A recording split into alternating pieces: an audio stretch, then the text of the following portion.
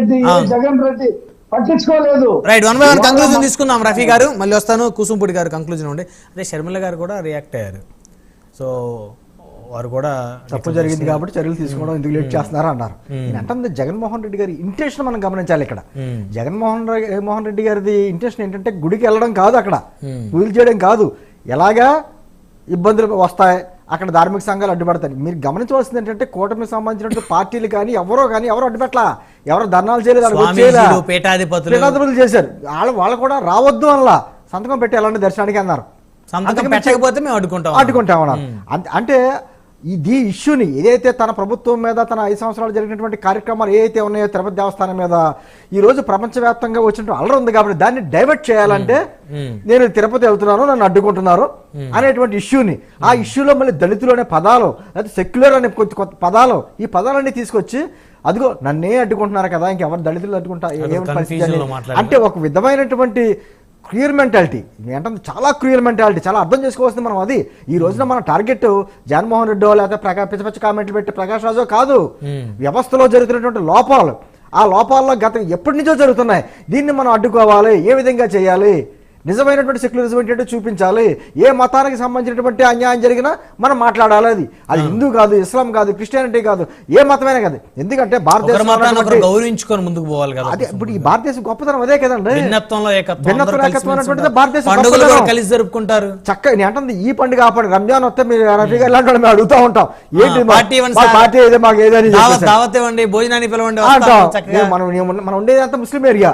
నేను అంటుంది ఇక్కడ ఎవరికి సామాన్యులకి ఎవరికి కులాలకి మతాలకి ప్రాంతాల మధ్యన ఇబ్బంది లేవు. ఇంకా కుసుంపుడి గారు క్రిస్మస్ వస్తే ఎంతమంది క్రిస్మస్ వస్తే మాట కూడా నేను ప్రస్తావించాలి. నా కులం ఏంటో అందరికీ తెలుసు, నా మతం ఏంటో అందరికీ తెలుసు. మీ మతం అయితే అందరికీ తెలుసు కానీ మీ కులం మాకు తెలియదు, నిజంగా తెలియదు. ఎందుకంటే నేను అంటలేదే మాట. బొమ్మన కరుణాకర్ రెడ్డి గారు అన్నారు, లేకపోతేనేమో అంతకుముందు తులసిరెడ్డి గారు అన్నారు. వారు రెడ్డి అనే పదాన్ని తగిలించుకున్నారు కానీ రెడ్డిలు కాదు అన్నారు. మాకు తెలియదు. కరుణాకర్ రెడ్డి గారు కాదు, ఈయన భూమిరెడ్డి ఈయన ఉన్నారు కదా, శబరి గారు వాళ్ళ ఫాదర్, ఎంపీ శబరి గారు వాళ్ళ ఫాదర్ అని అంటుంది. అదే వాళ్ళు అన్నారు, వీళ్ళు రెడ్డి అనే పదాన్ని తగిలించుకున్నారు కానీ రెడ్డిలు కాదన్నారు. మాకు తెలియదు.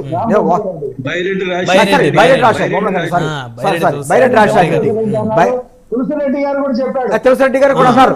సారీ బొమ్మన కరుణాకర్ రెడ్డి గారు అంటే మరి కదా వీళ్ళ మనిషి కదా, పేరు వచ్చింది కానీ బైరెడ్డి రాజశేఖర రెడ్డి గారు అన్నారు. అంతకుముందు తులసిరెడ్డి గారు అన్నారు, నిన్న మొన్న కూడా అన్నారు. వాస్తవాలు మాకు నిజంగా తెలియదు. ఆయన నా కులం నాకు మీకు తెలియదు అంటే నిజంగా మాకు తెలియదు. ఇప్పుడు ఎన్నో సమస్యలతో నేను ఏమంటానంటే మీరు ఏ కులమైనా అవ్వచ్చు, ఏ మతమైనా అవ్వచ్చు, నేను బయటకు వచ్చినప్పుడు అందరికీ సమానంగా అందరితో సమానంగా సాంప్రదాయాన్ని గౌరవించు.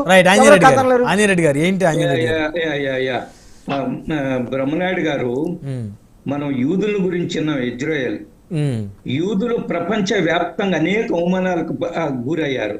లక్షలాది మందిని హిట్లర్ చంపేశాడు. కానీ యూదులను గౌరవంగా చూసింది ఒక భారతదేశంలోనే. వాళ్ళ యొక్క పాఠ్య పుస్తకాలు రాసుకున్నారు, వారి చరిత్ర రాసుకున్నారు. మేము గౌరవం పొందిన దేశం ఏదన్నా ఉంటే ఒక భారతదేశమే. ప్రపంచంలో మిగతా దేశాలన్నింటిలో కూడా మేము అవమానాలకు గురయ్యాము, హత్యలకు గురయ్యామని. అంత గొప్ప దేశం ఇది. ఎంత అబద్ధాలు మాట్లాడుతూ చూడండి జగన్మోహన్ రెడ్డి గారు, మాజీ ముఖ్యమంత్రి గారు. ఆయన అంత అబద్ధాలు మాట్లాడాల్సిన అవసరం ఉందా? నాకు నోటీసులు ఇచ్చారు, నన్ను తిరుమలకు రావద్దని ఎవరన్నారు? ఈ మధ్యకాలంలో ఇది ఒక పెద్ద హైప్ అయింది, సెన్సేషన్ అయిన తర్వాత సమస్యలు వస్తాయని ఇరు వర్గాల వారు మోహరించే ప్రమాదం ఉందని 30 యాక్ట్ ఇంప్లిమెంట్ చేస్తున్న మాజీ ముఖ్యమంత్రి గారు జగన్మోహన్ రెడ్డి గారు. మీరు విమానంలో దిగిన తర్వాత ఒక 5-6 మంది మిమ్మల్ని తీసుకెళ్లి మేము భగవంతుడు దర్శనం చేసుకుని మీరు సంతకం పెట్టిన తర్వాత తీసుకొచ్చి మళ్ళా మిమ్మల్ని విమానం ఎక్కిస్తాము అని ప్రభుత్వం చెప్తూ ఉంటే నన్ను ఆపారు, నేను వెళ్ళడానికి లేదా వెళ్ళొద్దన్నారు, మా అందరికీ నోటీసులు ఇచ్చారు. ఒక మాజీ ముఖ్యమంత్రి 5 సంవత్సరాలు ముఖ్యమంత్రి ఈ రోజు ప్రతిపక్ష నాయకుడు ఇన్ని అబద్ధాలు మాట్లాడుతుంటే జనం ఆయన మనస్తత్వాన్ని, ఆయన వ్యక్తిత్వాన్ని, ఆయన రాజకీయ పరిజ్ఞానాన్ని ఏ విధంగా అంచనా వేయాలో మనకైతే అర్థం కావడం లేదు. మారాలి, జగన్మోహన్ రెడ్డి గారు మారాలి. రఫీ గారు ఏంటండి ఫైనల్ కంక్లూజన్? రఫీ గారు చిన్న ఉదాహరణ చెప్తా. వాళ్ళ పిల్లల్ని చూడటానికి వివాదం విజయవాడ కోర్టు ఏం చెప్పింది? 20,000 రూపాయలు పూచీకత్తు, 20,000 రూపాయలు పూచీకత్తు సమర్పించమని చెప్పింది. ఏమండి, ఇంతవరకు ఆ 20,000 రూపాయలు పూచీకత్తు సమర్పించకుండా ఆ పాస్పోర్ట్ తీసుకోకుండా ఉమ్, పిల్లల దగ్గర వెళ్లకుండా అనంత ఆగిపోయాడు.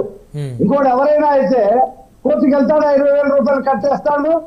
ఆ హైకోర్టుకి వెళ్ళాడు, హైకోర్టు 1 year కాదు 5 సంవత్సరాలు ఇవ్వమంది. ఆ 20,000 కట్టేసేవాడు, పాస్పోర్ట్ తీసుకునేవాడు. అహం అంటే వచ్చింది నేను ఆయనకి, కోర్టుకి అహం. వెళ్ళడం ఏంటి, జడ్జి దగ్గర నేను 20,000 రూపాయలు కట్టడం ఏంటని చెప్పి అతను లండనే వెళ్లకుండా ఆగిపోయినటువంటి అహంభావి జగన్మోహన్ రెడ్డి ఇప్పుడు ఏం చేశాడు, అసలు ఆ కేసే కొట్టేయండి, ఆ విజయవాడలో ఉన్నటువంటి ఆ కేసు కొట్టేయండి అని చెప్పి హైకోర్టుకి వెళ్ళాడు. ఆయన అధికారంలో ఉన్నప్పుడు కోర్టులు ఇచ్చినటువంటి తీర్పులు 3,000 తీర్పులను ఇంప్లిమెంటేషన్ చేయకుండా Right. ఉన్నటువంటి ఈ పెద్ద మనిషి ఇవాళ కోర్టుల చుట్టూ తిరుగుతూ ఉన్నాడు.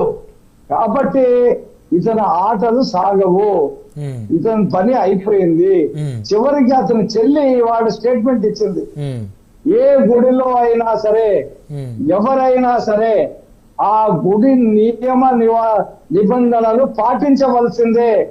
అది తిరుమల కానివ్వండి, ఏ గుడి కానివ్వండి, పాటించవలసిందే. దాని మీద రాద్ధాంతం చేయటం కుదరదు అని చెప్పి షర్మిలానే చెప్పింది. సొంత సిస్టర్ మరి ఇద్దరు కలిసిమెలిసి పెరిగిన వాళ్ళే కదా, ఒకే ఇంట్లో ఒకే తల్లిదండ్రులు. రైట్ సమయం లేదు రఫీ గారు.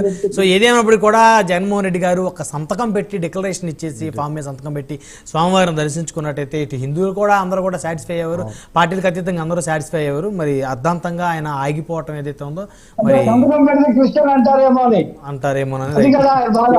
ఒక్క మాట బ్రహ్మనాయుడు గారు. ఆంజనేయుడు మాకు మా రాష్ట్ర పార్టీ చాలా స్పష్టంగా చెప్పింది, జగన్మోహన్ రెడ్డి గారిని ఎవరు అడ్డుకోవద్దు, ఆయన స్వేచ్ఛగా వెళ్ళనివ్వండి, దర్శనం చేయించుకోనండి. మా రాష్ట్ర అధ్యక్షురాలు పురంధేశ్వరి గారు చాలా స్పష్టంగా చెప్పారు. కానీ నన్ను అడ్డుకుంటున్నారని జగన్మోహన్ రెడ్డి గారు అబద్ధాలు చెప్తున్నారు. కానీ పురంధేశ్వరి గారు ఒక్క విషయం స్పష్టం చేశారు, మీరు సంతకం పెట్టవలసిందే, మీరు డిక్లరేషన్ ఇవ్వవలసిందే, తర్వాత దర్శనానికి వెళ్ళవలసిందే. రైట్, ధన్యవాదాలు అండి. చర్చలో పాల్గొన్న కోసంపూడి శ్రీనివాస్ గారు, సయ్యద్ రఫీ గారు, ఆంజనేయుడు గారు అందరికీ పేరు ధన్యవాదాలు.